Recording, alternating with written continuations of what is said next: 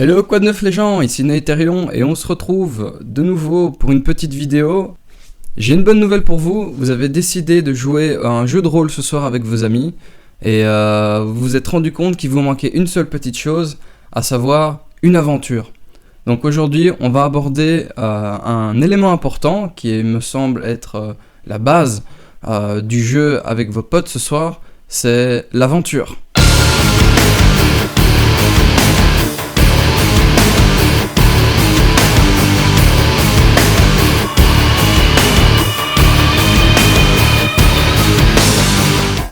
Donc voilà, ça y est, vous avez réussi à réunir donc trois des éléments les plus importants pour faire votre aventure, à savoir réunir des gens, je dirais entre 3 et 5 joueurs. En moyenne, ça va être beaucoup plus simple pour vous d'être entre 3 et 5 joueurs pour la bonne et simple raison que vous allez gérer plusieurs personnalités différentes. Personnellement, j'ai fait des parties avec beaucoup plus de joueurs que ça, allant jusqu'à 11-12 joueurs, c'était juste un enfer, c'était impossible à gérer, donc je vous conseille de rester sur des petites quantités, entre guillemets petites quantités de joueurs, pour des raisons de simplicité. Vous avez quelques règles, règles maison ou règles que vous avez été chercher en ligne sur Donjon Dragon en ligne ou Pathfinder Online, qui offrent tous les deux donc les règles de base pour vraiment comprendre les petites nécessités du système de jeu, donc savoir donc notamment l'initiative comme j'ai expliqué avant, qui a été longuement expliqué. En tout cas j'ai essayé d'expliquer longuement avec des idées et des voies de changement pour rendre ça plus dynamique, mais si vraiment c'est la première fois que vous jouez, donc c'est inutile d'acheter donc le manuel du maître, le manuel des joueurs et le bestiaire numéro 1, pour la bonne et simple raison que ça va vous coûter un pont pour débuter, ça fait cher pour une seule partie de jeu. Et vos personnages, vos potes qui vont arriver ce soir n'ont pas spécialement l'habitude de jouer, c'est la première fois qu'ils vont se mettre à une table. Donc, il faut des personnages pré-tirés. Alors, les personnages pré-tirés, c'est quoi? C'est des personnages officiels que Wizards of the Coast, donc ceux qui font Donjon Dragon, ou sur Pathfinder Online, proposent pour tout simplement débuter de but en blanc la partie dès ce soir. Sans vous casser les pieds à créer les personnages comme moi je fais, mettre des heures et des heures et des heures pour confectionner un personnage avec un background, etc. Là, tout vous est offert, c'est gratuit, c'est en ligne et ce sont des personnages officiels équilibrés avec tous les pouvoirs, les explications, les backgrounds, etc. pour l'interpréter. Je vous donnerai les liens des sites et des éléments importants à connaître dans la zone en dessous. Donc je vous conseille à cliquer dans la zone de description parce que je vais mettre tous les éléments dont je vais parler aujourd'hui. Aussi bien les sites, aussi bien les éléments de background, aussi bien les personnages pré-tirés, les zones de téléchargement, etc., etc., etc. Et donc, troisième élément qui est nécessaire, oui voilà, il vous faut une aventure. Pour faire une aventure, il faut quelque chose de simple. C'est la première fois que vous allez maîtriser une partie. C'est la première fois que vous allez devoir faire face à vos amis, mais en tant que maître de jeu, c'est-à-dire de manière impartiale, faire vivre l'aventure avec eux. Je vous conseille pour débuter un simple one-shot. Un one-shot, c'est une aventure qui se fait en une soirée. Comptez à peu près 3-4 heures de jeu. 3h30, c'est la moyenne moyennante. Oui, voilà, c'est ça, un one-shot, donc c'est un essai de jeu de rôle que vous allez proposer, donc il doit être simple, il doit être direct, il doit être efficace. En moyenne, on compte pour un one-shot entre 5 et 7 rencontres. Alors, qu'est-ce que c'est qu'une rencontre? Une rencontre, c'est un combat. Vous rentrez dans une salle, vous voyez 3 gobelins, faites-moi un jet d'initiative. Ceci est une rencontre. Vous avez quoi? Vous avez des pièges. Vous vous souvenez peut-être dans le film The Goonies, certains pièges.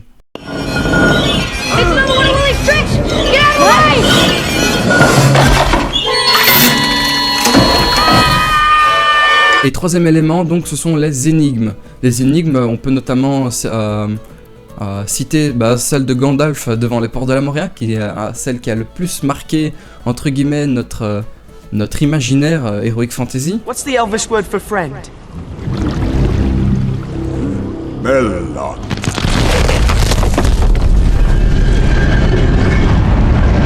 Mais aussi, donc, pour citer donc les Goonies, il y a une énigme un peu plus mortelle, entre guillemets, et un peu plus complexe que je vais vous montrer en extréma. I mean, we gotta play the bones to get out of here.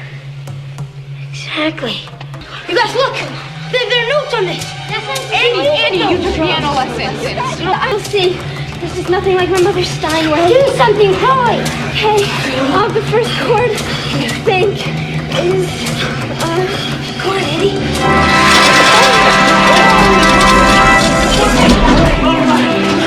My God, it's working!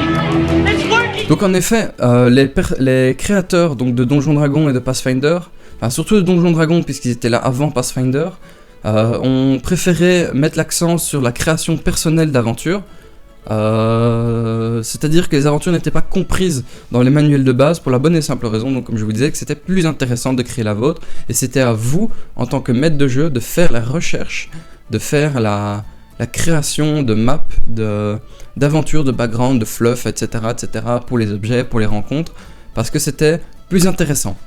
Mais étant donné que je ne peux malheureusement pas vous montrer mes petits dessins, vu que mon scanner a rendu l'âme, je vais vous proposer donc une alternative tout à fait viable, qui est donc un programme que j'utilise depuis sa création, ça fait quelques années je crois, 3-4 ans que je l'utilise, peut-être qu'il a été créé avant, qui s'appelle Dungeonographer. C'est un programme gratuit que je vais mettre de nouveau dans la description en dessous. Alors, vous pouvez l'utiliser et vous faire plaisir, c'est entièrement gratuit. Si vous voulez acheter, ce que je vous conseille, c'est un programme fait par des fans de jeux de rôle, donc c'est comme beaucoup, c'est plus intéressant évidemment de l'acheter. Ça coûte pas spécialement cher, je me souviens plus du prix, mais moi je l'utilise et c'est absolument incroyable pour faire votre programme. Donc tout de suite, on est parti, je vais vous montrer à quoi ça ressemble. Et voilà, transition, ça y est, je vais vous montrer maintenant avec ma petite webcam un peu moisie, vous allez voir la différence tout de suite au niveau de la vidéo, mais on va aborder donc le programme Dungeonographer que vous avez juste ici. Alors vous voyez Dungeonographer, petit programme très simple, très simpliste en fait. Vous avez donc sur la zone tout en haut, donc Create Map, qui est la création donc de cartes. Vous pouvez choisir donc combien de carrés vous voulez dans longueur et de largeur. Moi je mets 30-30, c'est largement assez pour faire un petit dessin. Le terrain, en fait vous pouvez choisir donc dans les paramètres. Donc soit vous choisissez donc un terrain, un donjon qui est fait de manière aléatoire. C'est-à-dire que le programme va vous montrer un donjon qu'il aura fait lui-même. Nous ce qui nous intéresse aujourd'hui donc c'est le terrain solide.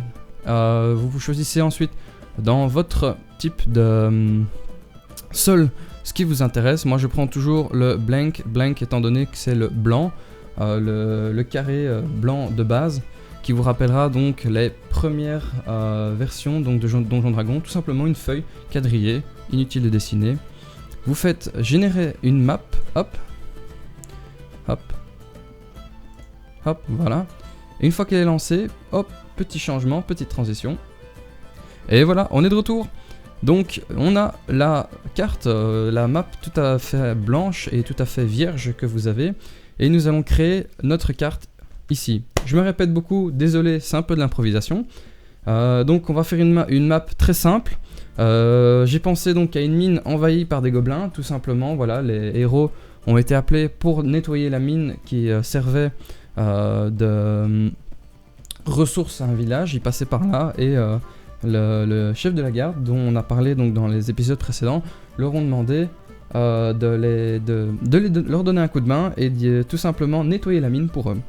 Alors pour commencer, je vais un peu expliquer, hop, je vais regarder si tout se met bien, tac, tac, tac, voilà, hop, on déplace un peu la carte. Vous voyez donc dans le Dungeonographer, vous avez donc dans la zone de droite, voilà, la floor tile, c'est-à-dire que si vous voulez colorier le sol, tu vois, hop, tac, tac, tac, tu peux colorier le sol de la couleur que tu as envie. Si tu as envie par exemple de faire des zones noires, des zones avec de l'eau, avec des, etc., et que tu joues sur des carrés en fait, c'est-à-dire que certaines cartes sont plus utiles avec des carrés qu'avec des lignes continues. Ensuite, les lignes stylisées, donc c'est pour faire les murs, c'est pour faire les zones d'eau, etc. Donc voilà, on a des frontières. J'imagine que le rouge c'est pour de la lave, le bleu c'est pour l'eau, les bordures noires c'est ce qui va nous intéresser nous. Vous pouvez faire des chemins de fer, vous pouvez faire des falaises, etc., etc. Avec les petites spécificités comme ici.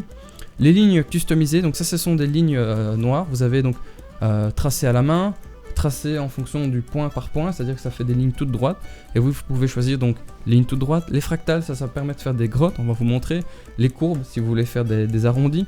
Le programme prend tout en compte lui-même. Hop, on va directement prendre la couleur noire et on démarre avec donc notre petit donjon, notre petite mine. Alors j'ai pensé à quelque chose, les héros, voilà, on place le premier... la première étape. Donc moi je pars du principe à peu près que 1 carré c'est 1,5 m ou 3 mètres en fonction de la taille du donjon. On va partir du principe qu'ici ça fait 3 mètres. Donc hop, voilà, on prend 1, 2, voilà. Tac. On a notre première ligne qui est tracée et on continue comme ça. Alors, première zone ici. Vu que c'est une mine, évidemment, comme vous avez peut-être vu dans certaines images ou certaines conceptions de la mine, oh merde, celui-ci n'est pas super droit. Bon, c'est pas grave, on fera avec. La mine en fait descend avec des espèces d'alcôves où les gens ont été piochés à gauche à droite, mais on continue à avancer tout droit. Globalement, je vais pas mettre de rencontre ici, pour la bonne et simple raison que c'est un peu la zone d'approche, la zone d'exploration du donjon.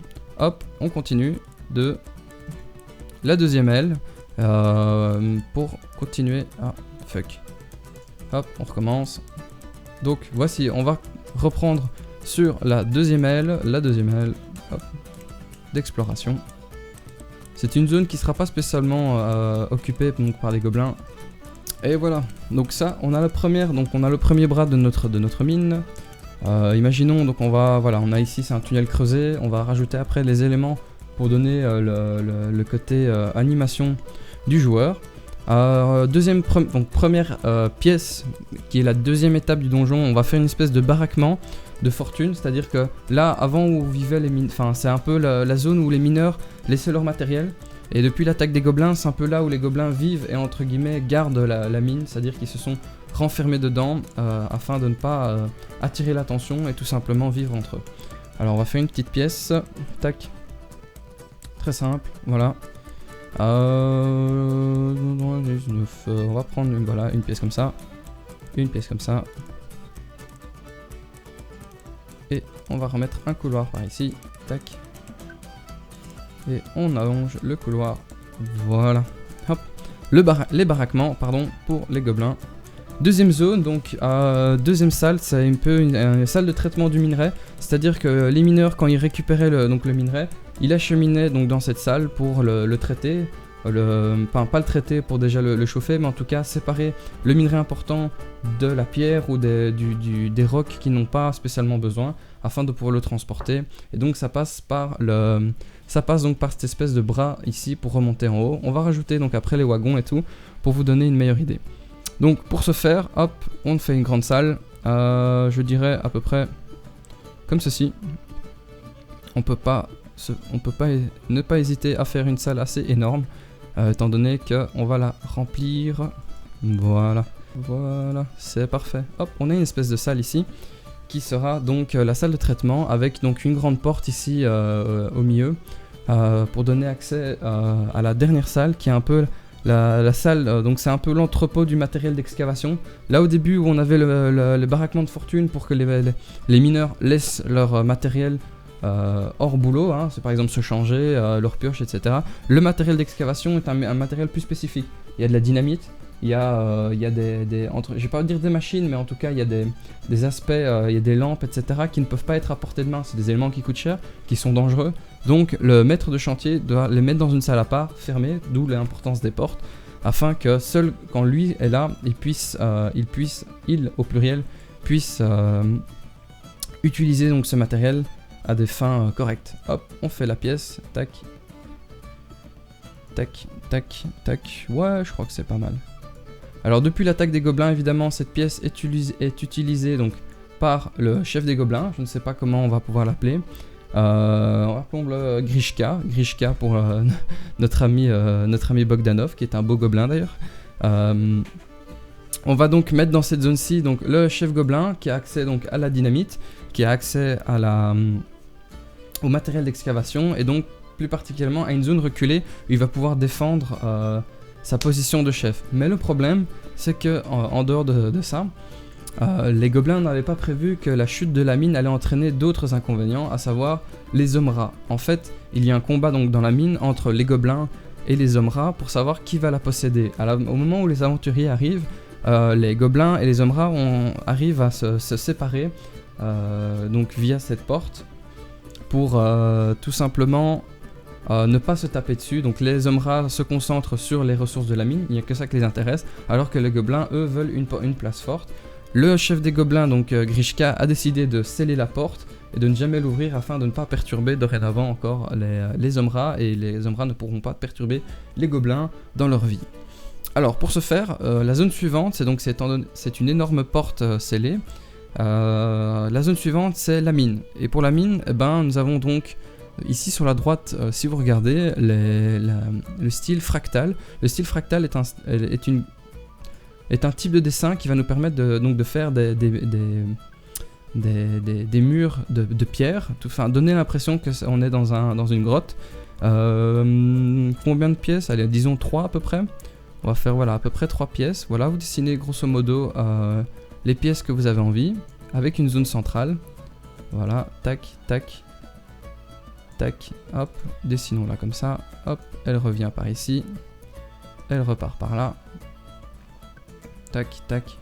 Là, c'est une énorme grotte, c'est une grosse excavation que le village utilisait. Donc, n'ayez pas de problème à faire quand même, voilà, des choses intéressantes. On fait le clic droit pour voir l'image que ça donne. Hop, et voilà. Comme vous voyez, on a donc une impression de grotte fracturée comme ça, où les gens ont été minés au fur et à mesure.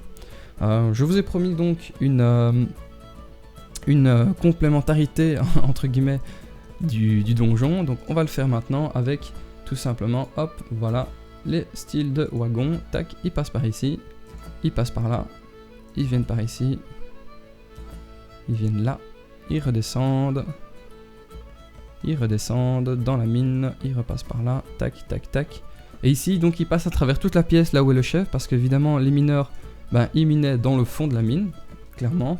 Donc pour acheminer le minerai plus simplement, ils utilisaient donc ce chemin qui traversait toute la zone.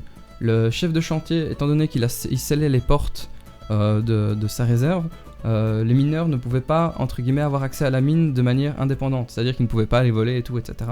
Ça donne du background à la mine. C'est-à-dire que si les joueurs veulent se renseigner auprès des autres mineurs qui auraient survécu peut-être à l'attaque, ils peuvent tout simplement donner plus d'éléments en disant voilà le chef le responsable de chantier, entre guillemets responsable de chantier, ne refusait donc qu'on ait accès à certaines zones, etc.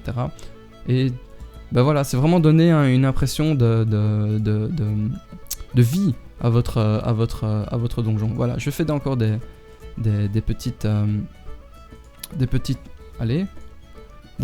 trajets avec les wagons. Pour la bonne et simple raison que plus ils vont loin, plus le matériel et les minerais récoltés est lourd, ils doivent le ramener avec les wagons et ils utilisent voilà, les rails ici pour monter.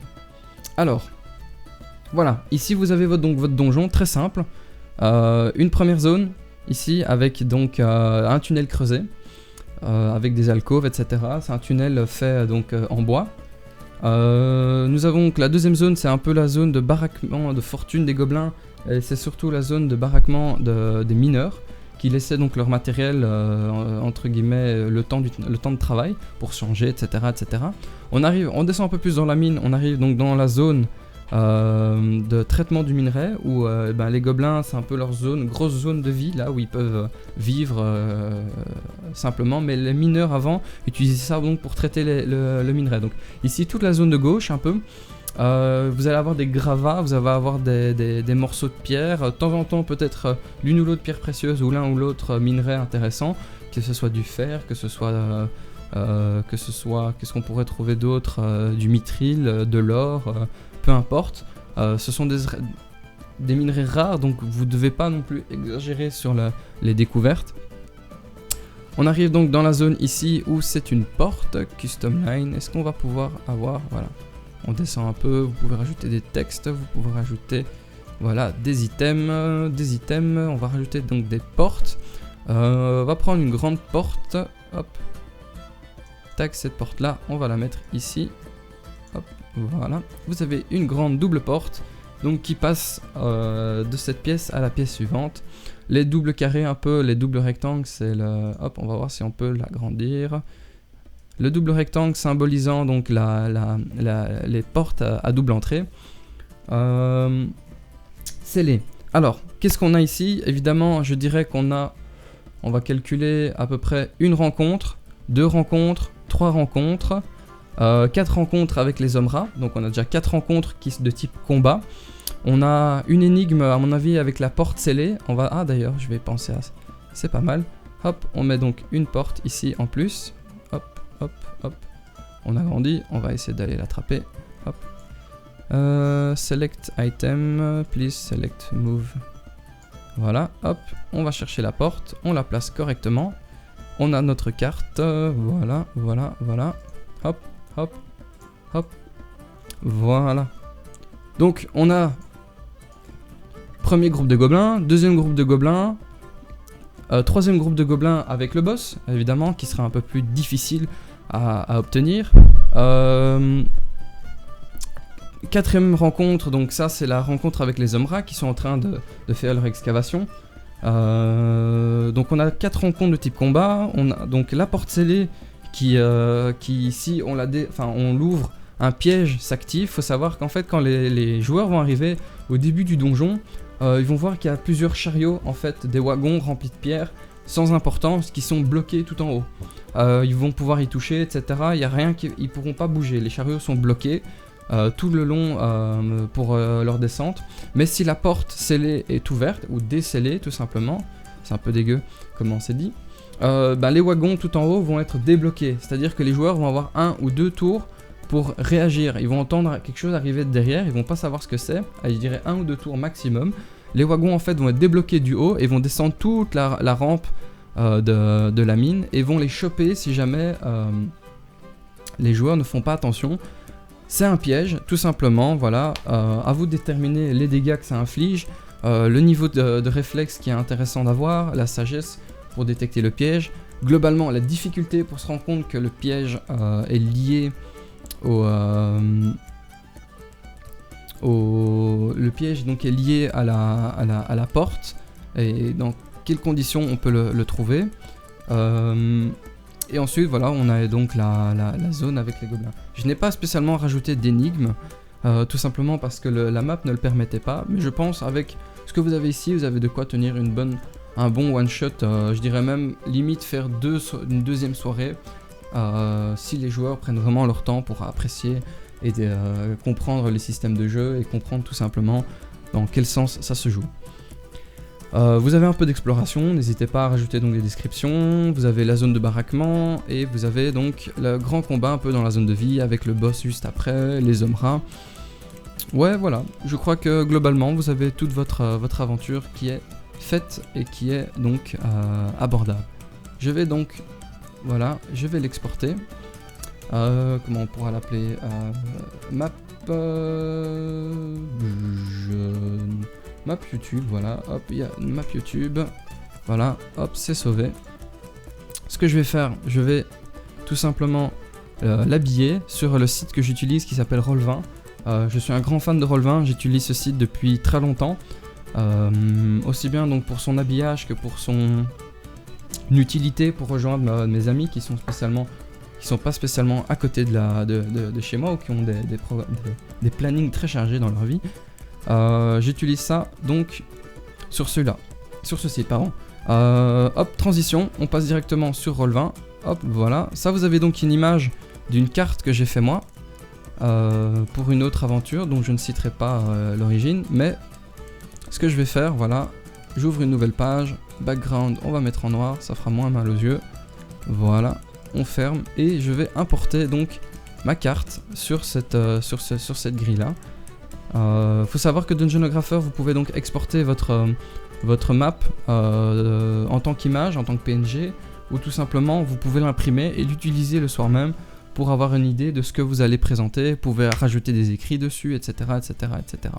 Donc voilà, on retourne donc sur Roll20. Roll20, hop, je vais chercher ma petite image qui est normalement ici, image. Voilà. Voilà, peut-être ici, non.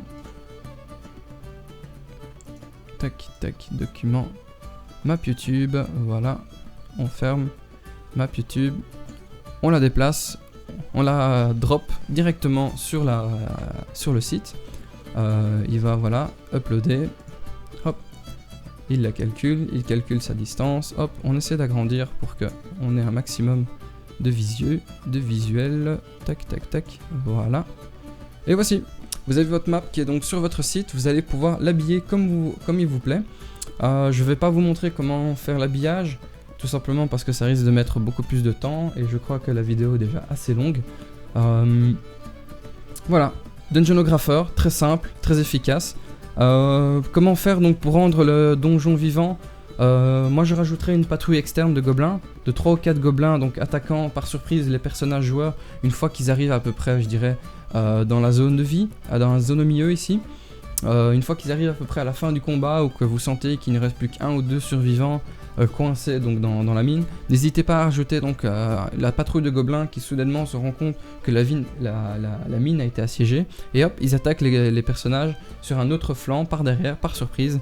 Ça rajoute un peu de vie, entre guillemets, de logique au donjon. C'est-à-dire que vous faites pas juste du porte-monstre-trésor, c'est-à-dire que c'est un style de jeu où les joueurs sont devant une porte, ils affrontent des monstres, ils reçoivent des trésors.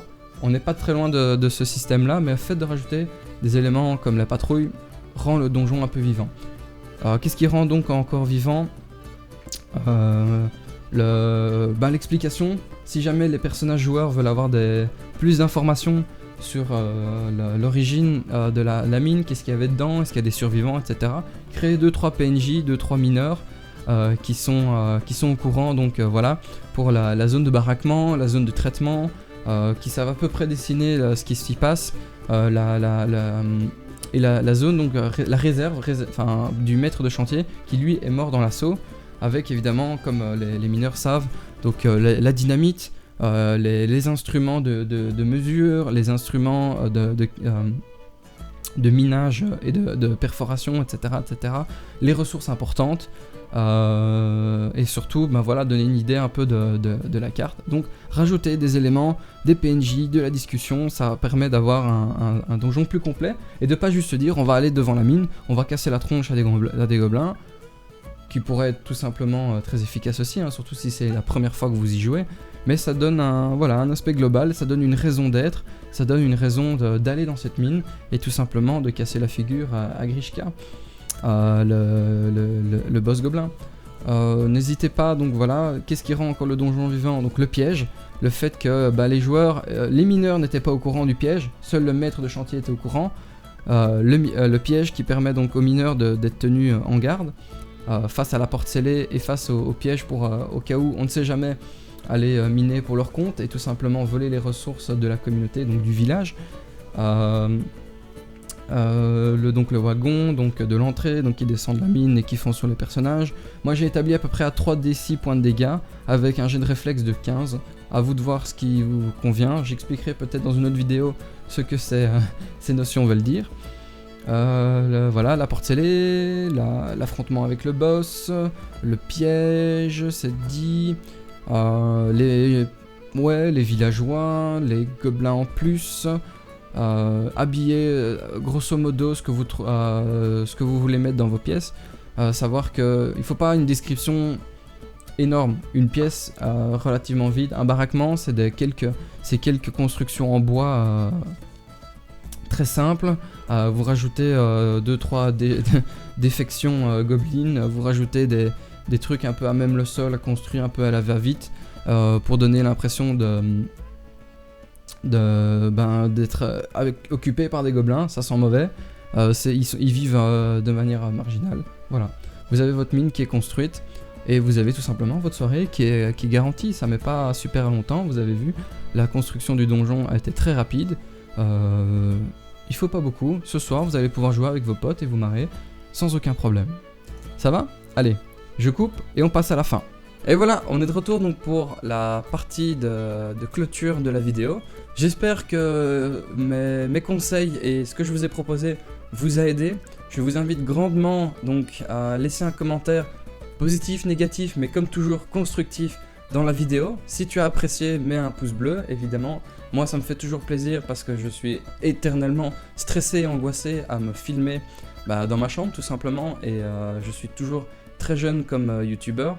N'hésite pas à partager ça avec tes amis, avec qui tu voudrais faire du jeu de rôle, qui n'ont pas spécialement les ressources, le matériel ou tout simplement le temps pour faire ça. C'est pour eux évidemment que je fais ce genre de vidéo, afin qu'on rende le jeu plus simple, qu'il y ait des conseils, qu'il y ait des avis et surtout des astuces qui se partagent. Donc n'hésite pas, partage-la, vois un peu, cliquez, bande de 1, comme disait l'autre.